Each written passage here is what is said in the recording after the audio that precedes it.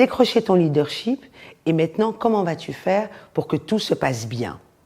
Alors, si tu arrives avec tes gros sabots en disant « je suis le nouveau boss et vous allez m'écouter et vous allez faire ce que je dis », tu restes chez toi ou tu refuses. Sincèrement, si j'étais toi, je refuserais ce poste.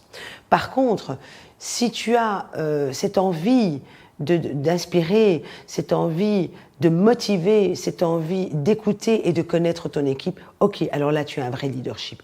Ce n'est pas difficile. Prenons l'exemple, tu as 10 personnes que tu dois diriger, d'accord? Ces 10 personnes sont toutes différentes. Donc on va prendre la métaphore du père de famille ou de la mère de famille, ça revient au même. Le père de famille, tu es un papa. Alors quand tu es un papa ou une maman et tu as 5 enfants, tu dois être juste avec tes enfants. On récompense celui qui a eu de bonnes notes à l'école, on réprimande celui qui a fait des bêtises, mais il n'y a pas de favoritisme. Donc, premier élément, pas de favoritisme. On écoute son équipe, comme on écoute ses enfants. Si des moments où ça ne va pas, des moments où il y a moins de rendement, il faut savoir pourquoi. Tu es là pour ça. Tu n'es pas simplement là pour leur demander des chiffres. Si tu veux ces fameux chiffres, si tu veux que tes supérieurs soient satisfaits de toi, il y a 2 éléments. C'est les chiffres, effectivement, mais c'est surtout une bonne cohésion d'équipe. S'il n'y a pas ça, sans eux, tu n'es rien. Ça, il faut bien te comprendre. Sans ton équipe, tu n'es rien. C'est elle qui va te permettre d'avoir des prix, d'avoir une promotion encore plus grande. C'est grâce à cette équipe-là. Et cette équipe-là, elle doit être respectée. Voilà. Je ne dis pas qu'ils sont tous parfaits, mais en tous les cas, je suis profondément convaincue que les équipes, que quand on arrive, que n'importe qui peut donner quelque chose. Voilà.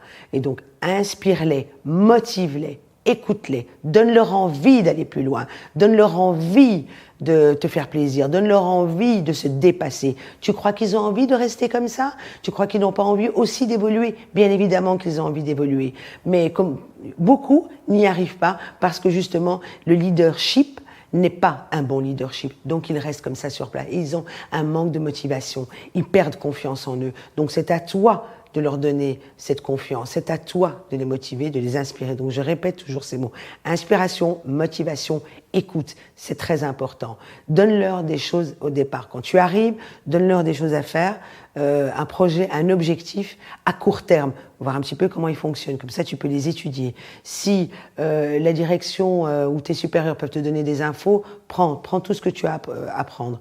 Par exemple, je donne toujours un conseil quand même assez sympa. C'est le vendredi, la dernière demi-heure, on éteint tous les ordinateurs, on arrête et on se parle. Parce que c'est très important qu'ils puissent te voir comme quelqu'un, qui sait les écouter, quelqu'un qui peut les aider et quelqu'un qui a envie de leur donner confiance. Ils ont besoin d'être valorisés. Alors, si tu arrives à les valoriser, si tu arrives à faire tout ça, oui. Et maintenant, si tu me dis, je n'ai pas d'empathie ou non, c'est pas trop mon truc, ok, ça peut arriver. Ben, tu apprends, parce que ça s'apprend. Voilà, ça s'apprend, il faut apprendre ça, et puis de se dire, voilà, ces gens-là, ce sont des êtres humains, ils ont envie, s'ils sont là, c'est qu'ils ont envie de bosser. Mais on n'a pas toujours envie de bosser pour tout le monde, on a envie de bosser pour quelqu'un qui a du charisme, qui nous inspire. Alors, apprends à les connaître, et tu verras que tu ressortiras, tu mets un tableau, par exemple, tu le mets en place, les bons côtés, les moins bons côtés, d'accord? Et puis, tu sauras où les diriger. Et tu sauras comment leur demander. Voilà, et surtout, c'est ça le principal. Tu as le bavard, tu as le stressé, tu as le concentré, tu as le timide, tu as l'extraverti. Donc, tu as toutes sortes de profils dans ton équipe. Donc, on ne réagit pas de la même manière avec l'un et l'autre. Mais il faut absolument que tu le comprennes. Il faut arrêter de penser que les autres doivent faire le job pour toi et à ta place et apprendre à te connaître. J'entends souvent, on me dit « Ah là là, on ne sait pas, on va avoir un nouveau boss, on ne le connaît pas, machin. » Ben, je dis « Mais lui non plus, vous ne connaissez pas, finalement. » C'est dans un sens comme dans l'autre.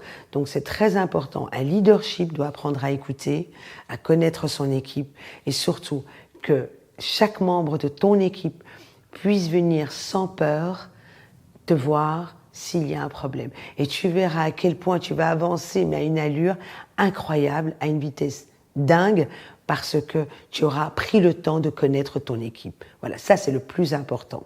je te promets, je te garantis la réussite. C'est vraiment très important. Donc vraiment, ton équipe, c'est la tienne. Et les résultats de ton équipe seront effectivement tes résultats.